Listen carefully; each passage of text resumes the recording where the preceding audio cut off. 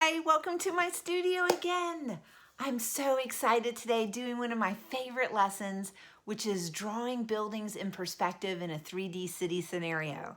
So we're going to learn a little bit about what the tips and tricks are for fooling the eye in these two-dimensional pictures into tricking them into thinking they're seeing a 3D space. So without further ado, let's get on that. Today we're going to be talking about perspective in art. Perspective literally means how you see in depth, how you're able to see in space and be able to navigate your environment. So if we didn't have the ability to see with depth perception, then we would be bumping into things and cars would be crashing into each other all the time on the roads or in parking lots. So let's talk for a moment about how the eye actually sees things. Think of your eye as a camera. It just literally picks up images in your environment. However, it's your brain that is actually able to interpret those images. So your eye picks up the image, projects it upside down to the back of your eye, and then the optic nerve will translate that image to the opposite hemisphere. That means if your right eye picks up an image, it's the left side of your brain that receives it, and then the brain works together with both hemispheres to interpret what you're seeing. There was actually an interesting experiment done a number of years ago where individuals were given glasses that made everything look flipped upside down, and within a week, all participants had, when they wore the glasses, and they did have to wear it 24 hours, but within a week, all the participants had a perceptual switch in their brain in which, wearing the glasses, everything looked right side up. So the brain was able to compensate and reinterpret information. And so people always ask me, well, what happened when they took off the glasses? Well, very quickly, their brains were able to reinterpret the environment and make it project correctly again. All right, so how can we show this depth perception, this space exploration in our artworks? Well, artworks that are two-dimensional, that means they can only be measured two ways, height and width, are flat. So with this sort of art, we're not going to be able to have a true 3D experience, but there are tricks that our brain perceives and understands to show depth. One of them is a horizon line. So this is a line that divides the sky from the earth, and it will provide us with a placement of where land is. So this is where people can normally go, and then the sky where we can usually only fly airplanes. Another one is on the horizon line, you may find a vanishing point.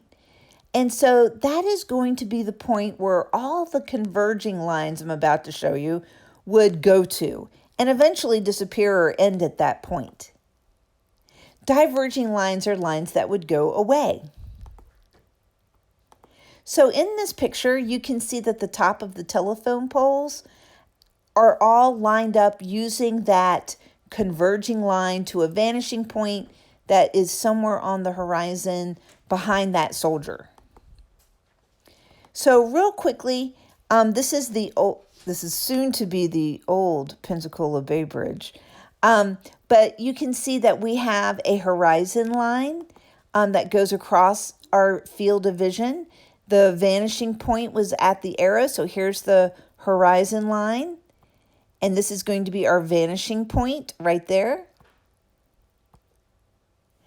All right, there are other ways to show space in art as well that are not related to specific lines.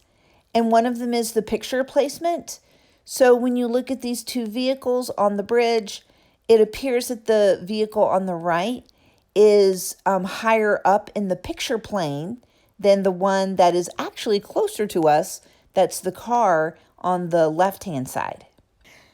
So in general, things that are closer to the bottom of the page are going to be closer to us than things that are further up. This only works for things below the horizon line. Things that are above the horizon line, like these clouds, work inversely, which means anything that is closer to the horizon line is going to be further away than things that are above the horizon line. So in this case, anything that's closer to the top of the paper is going to be closer than things that are closer to the horizon line or the middle. Size differences are also important. So we know that usually four-door car sedans are not bigger than SUVs. But when you look at these here, you can tell easily that the car on the left-hand side appears to be much bigger than the one on the right-hand side. And that's because as things get closer to us, they appear larger. Overlapping is also important. So when something appears to be in front of another one, it looks like it's closer to us as well. And you can see overlapping in the example here. All right, some other interesting things. So here we have some overlapping of trees. It's not cars, but it too follows those same rules. Perpendicular lines are also very important. Otherwise, it looks like things are leaning and about to fall down, which might be the case of these telephone poles after a hurricane, but normally people would want to correct that. Here's a one-point perspective view of a city with a vanishing point. So for our pictures, we're going to kind of follow that model where we're going to have a horizon line with a vanishing point. We're going to draw two lines for a road. We're going to add squares and rectangles for sides of buildings that face us. And then the side of the building that faces the road will have converging lines to the vanishing point. And of course, we erase lines we don't need anymore. Those would be overlapping the horizon line. Any doors and windows facing us remain normal. Ones on the side of the road that face the road would follow those rules with the vanishing point and the converging lines. Buildings that appear on the horizon line are a good bit easier to do because you don't have to worry so much about the bottom line because it is part of the horizon line. Buildings that are below the horizon line completely are a little more challenging to do, but we'll do those with our project today too. Just to show you an example of what a two-point perspective artwork of a street side city view would be, you can see here that there is one horizon line but two vanishing points. Things that you'll need for this lesson include paper, pencil and eraser, and a straight edge or ruler. If you don't have a ruler, you can take a piece of paper and just fold it several times. And that will create a good straight edge for you to use too. All right, for this first step, I like to turn my paper so the format is more of a landscape view. You can do a vertical or portrait format, but you'll have less room to put buildings. All right, so the next step is to take our ruler somewhere near the middle of our paper. It doesn't have to be exactly in the middle. We're gonna take our ruler, put a couple of fingers holding it in position in place. We take our pencil and put it right up against the edge of the ruler surface, and then we just draw a nice straight line. This is going to be our horizon line. Our next step is to put a vanishing point somewhere on there. It doesn't have to be as big as mine. I want to make sure you can see mine for the video. And then we're going to do two lines that will go down to the bottom edge of our paper that will become our roadway.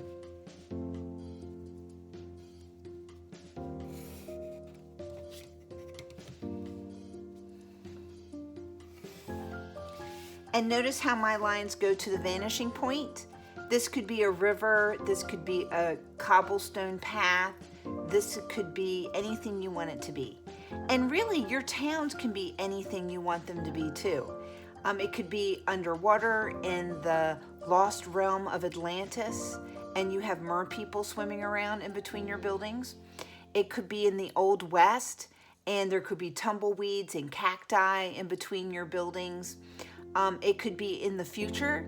Maybe it's the year 2120 And what would Navarre look like then?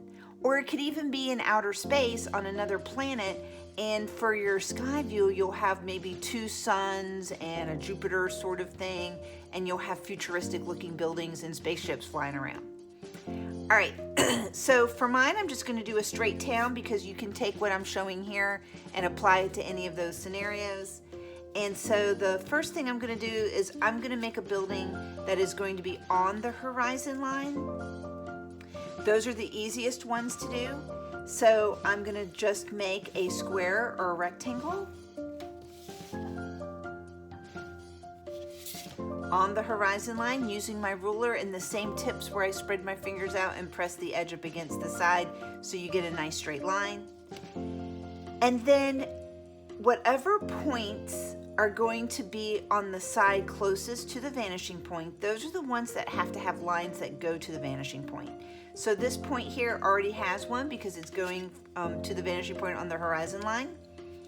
And then the next one, you can see here how I put the horizon line so it touches the edge of the ruler here, and the corner of the building touches the ruler there.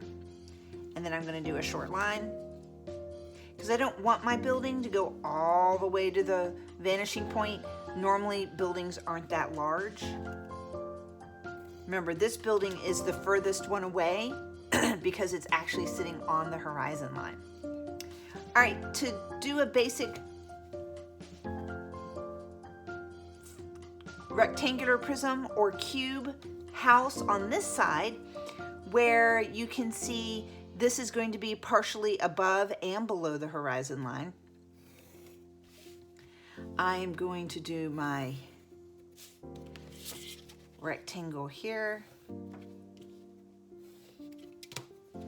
I'm going to erase the horizon line where the building overlaps it. And then I'm going to take this point here and this point here and line those two up with the vanishing point there. Again, just a partial line is all we need.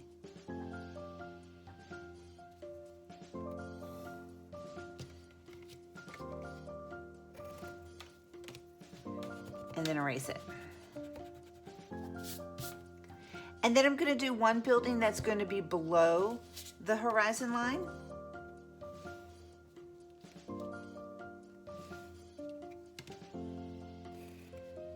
Trying to keep those left and right sides parallel with the sides of the paper.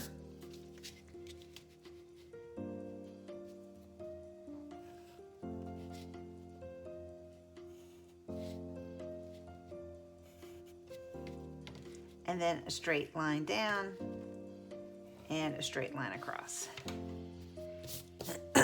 Now, what if I want to put roofs on my buildings? So if I wanted to make a pitched roof instead of a flat roof, flat roofs are okay though. There are lots of buildings with flat roofs, especially businesses. I made a triangle on top of the square or rectangle, not this weird quadrilateral shape. We're gonna line up the top point here with the vanishing point to make the pitched roof. So here, it's going to look more like a triangular prism. You can see that the line here has a certain angle that my ruler is, my pencil is matching right here. And I'm gonna repeat that same angle over here on this side until it meets up with it. And that'll give you a correctly drawn pitched roof in perspective. I'm gonna do the same thing over here. So again, this is the rectangle that looks completely normal. We're gonna put a completely normal looking triangle on top. Then I know I'm gonna have to have a pitched line that's gonna line up over here, but how long to make that line, I'm not sure yet because I need to make the line from the top of the pyramid to the vanishing point. And I overdrew it, so I'm just gonna erase that extra. On this one, because I didn't start off doing this side with a pitched roof, I'll probably wind up having to do some erasing. I know that this needs to be where the middle of the point is. So I'm gonna do the line there and the line there. And then I know that this is going to need to line up with that. And then the pitched roof here would line up with that. And I would need to erase these lines that are in here. If you're planning on coloring yours when you're done, crayons, colored pencils, markers do a great job of covering up any eraser marks where you can still see your lines, with the exception of being yellow marker. For some reason, those don't do such a great job. Colored pencils are a little better. They're a little more opaque. Crayons, you might still see a little bit. If you do, just erase it with your eraser. No problems there, because erasers can erase crayons. It won't erase it completely, but it'll get it light enough where you could do a different color or recolor it if need be. Okay, the next thing I've decided to do is I'm going to let this be a roadway, so I'm going to do dashed lines down the middle. So to do that, I mark with a little light line where I approximate the middle. You could measure it if you wanted to, but I can kind of eyeball it and see that the line is about there. And I'm going to line up that with the vanishing point here. And what I'm going to do is I am going to draw a long line here with a big space. Smaller line, smaller space. And these are going to get smaller and closer together the further up they go. They may even look like a solid line going at the very furthest away point over here, because again, they're getting further away, so they'll be smaller. All right, if I wanted to make those those into a shape, then I can certainly double that line. Again, just making a very small line all the way to the vanishing point from just a little bit off center here. And then I can just make those lines to close them off if you wanted to make them be an actual shape. What about sidewalks? So with sidewalks, you would again line up your ruler with the point here, and you would make these horizontal lines again be closer and closer together, and they need to be parallel with the bottom edge or the top edge of your paper. So don't make them leaning. Sometimes kids will do that. They do need to be straight up and down.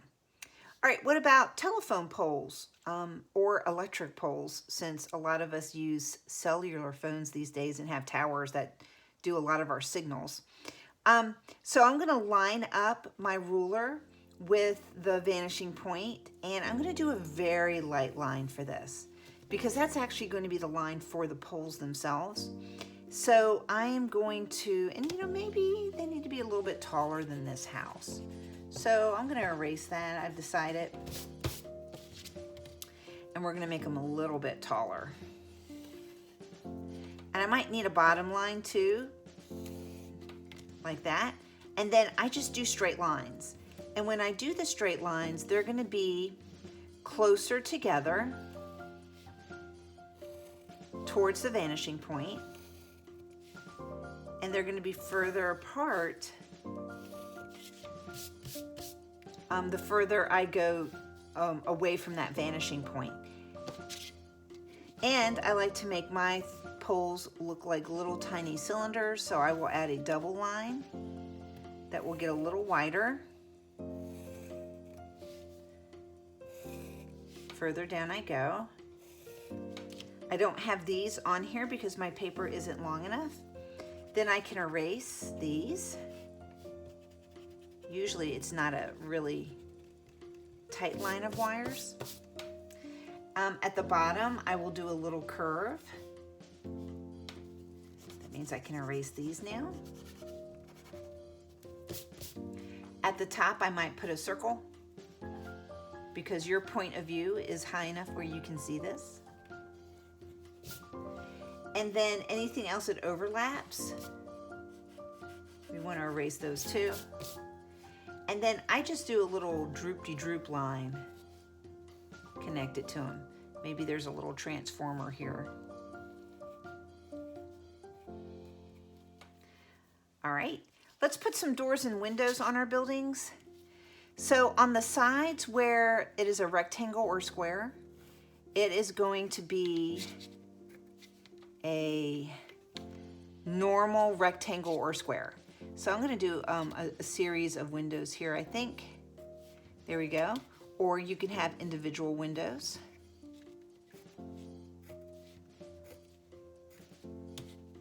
Anything that is made using a machine, I usually like to use the ruler to help do it. I think it makes it look more convincing.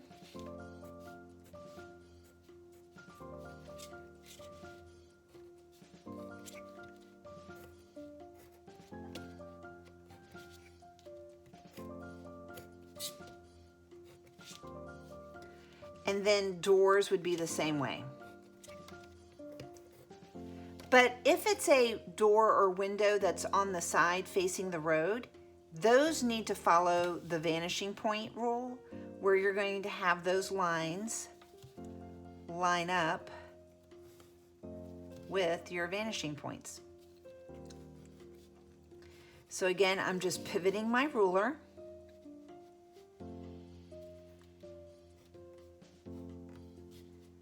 To make my series of lines. And it's always, this ruler is going to line up with the edge there, oops, of the vanishing point.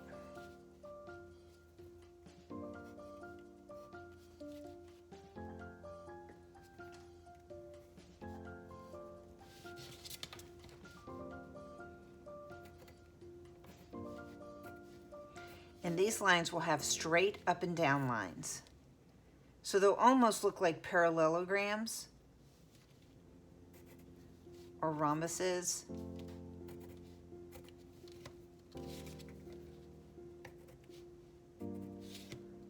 But not quite.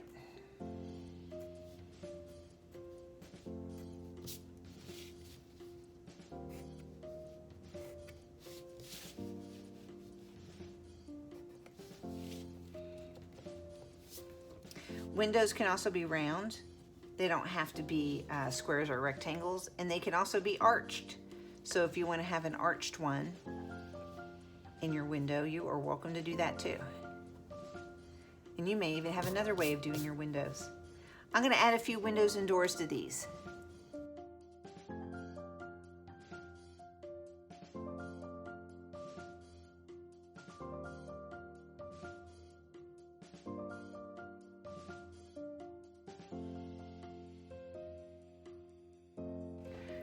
Okay, to do sidewalks that go to particular buildings, I'm going to connect this up to that doorway right there. And if you want to have a division in the sidewalk paver areas, then line up those with the vanishing point. If I'm bringing a sidewalk out to the back of this building, the bottom edges of that door need to line up with the sidewalk with the vanishing point. So this is going to be the part of the building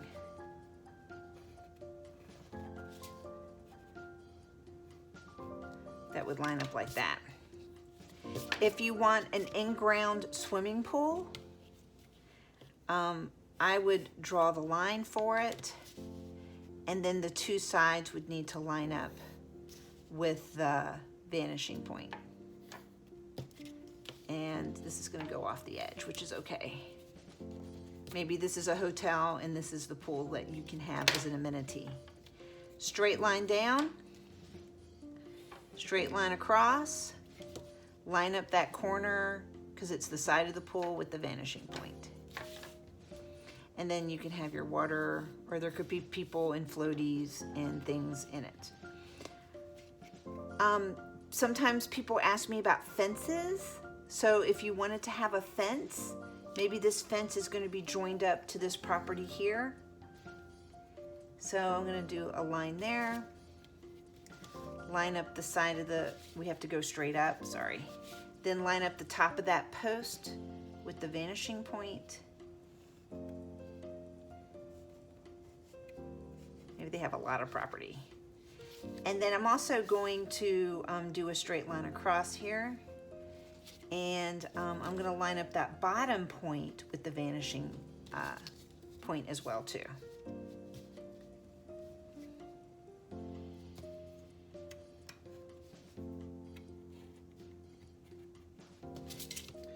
Straight down. Let's do the top of their fence on this side. Let's do the bottom of the fence. Okay, we gotta go a little bit further, but not much.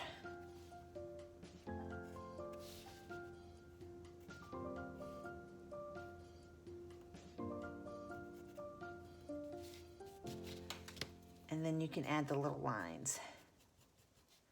They have a big side yard.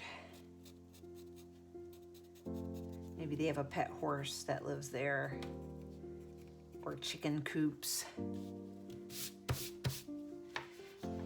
All right, so I'm going to also add maybe a covered walkway for this one. Maybe it's like one of those fancy entrances they have to hotels that's covered so people can drive underneath the awning and not get wet if it's raining.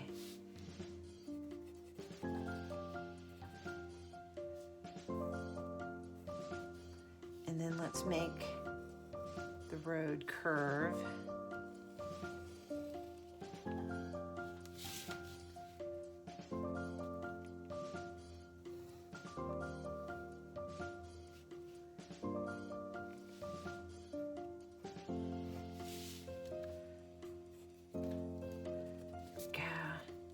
And then it's just going to come back here.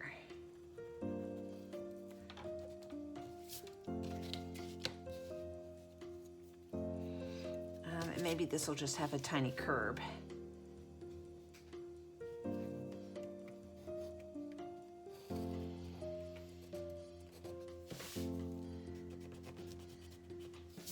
If you needed a stop sign or a traffic light, sometimes I've seen traffic lights that look like this, where they come across and then they just hang down. Usually you would need to have another road kind of connect to that, which we don't have in this particular one, but we could have a road that cuts across over here. And maybe this would be more of a pedestrian crossing area. Watch out. So, because there could be people trying to cross the street to go to the hotel. So to do that, I would probably have the sidewalk here. And then do that little zoning area. And then this would be the road, which would be a lot smaller further away. So maybe you'd have another stop sign that would go up there. You could put mountains in the background. I like to do mountains as a zigzag line to start off with. And it's kind of an erratic zigzag line, just whatever I feel like. And then I'm gonna have these lines go down just sporadically too. Some go the same direction, some will go different. And I'm gonna add a few clouds. Remember, it's smaller, and then it gets bigger, and then it should be biggest.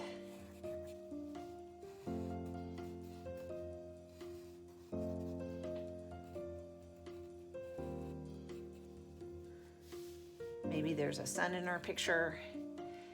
What about doing people and trees and things? So maybe we'll have a couple of trees, and I'm gonna have them kind of line up with the vanishing point here. Like maybe these were planned trees. So we'll do a tree here on the side of the road. And you don't have to be super detailed with these trees. I just kind of make them look like clouds. Again, erase whatever they're overlapping.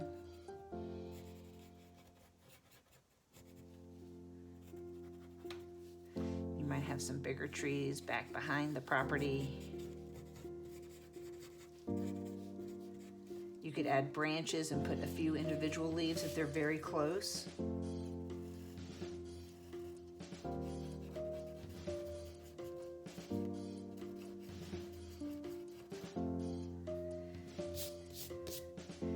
Cars, you kind of have to think about how cars look from behind and how they look from the front. So this would be the rear view window, the top of the vehicle, the front of the vehicle, the back that turns into the hood of the trunk, and maybe we'd have some lights, maybe a driver's plate, maybe some wheels, maybe there'll be some seats that you can see in here and people in there.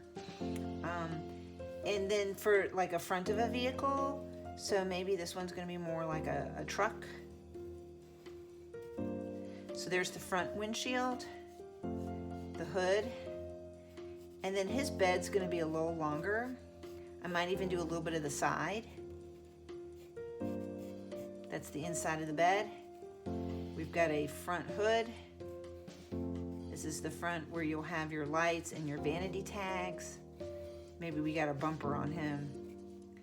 And then you might even see a little bit of the wheel, depending upon your point of view, on the back there. And you might have somebody driving in that.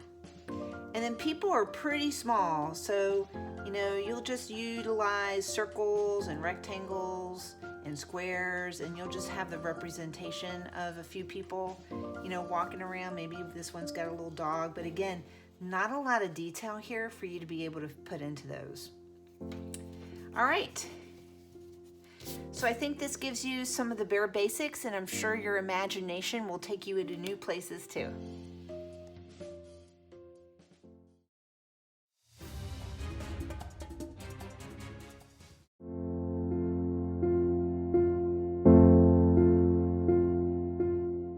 Oh, I hope you enjoyed and learned a few things from my perspective lesson today. And I would love to see some of your thematic artworks that explore a particular interest that you have, whether that was Legoland or SpongeBob's Bikini Bottom, whatever your interests were. I'd love to see some of those in real life one day. Okay, so we're going to talk about an interesting thing about how you see and how it relates to your brain. So as we know, the right side of your brain is all about your emotional, creative self. And then the left side of your brain is all about your logistical, analytical self. Actually, this side of your brain, the left side, is also in charge of a lot of your speech, believe it or not, too. That's why a lot of artists don't talk while they're working, because it's lighting up and energizing that side of the brain when they want more energy to go to this side. But which side of the brain are you more dominant in? You could probably know that for yourself, just thinking about it. So it provides that window of introspective, knowing yourself kind of a thing. So how to do that? So if you put your finger straight out in front of you and you look at your finger, but notice what's going on behind your finger, so what's going on in the background, then when you squint one eye and open it, look and see if what happens in the background changes very much from how it looks when both eyes are open. So if it doesn't change very much, then the eye you're winking shut, that's the side of the brain you're dominant under. I know that, well, I'm a right brainer. Yeah, no big surprise there, right? But when I blink my left eye and look when I have both eyes open, it just jumps around. Everything's jumping around behind it. So test that out and see which side of the brain you're more dominant in. Of course, both sides of your brain work together, so you're probably going to be a mixture of both to some degree. And by all means, if you happen to be more one side, doesn't mean you can't develop those things more on the other side too. But I hope you enjoy having that little fun thing to do. And as always, be kind to everyone you meet. Give your parents a big hug, and maybe your sisters and brothers if they're at home with you. If they're not, give them a virtual hug. and keep on making great art.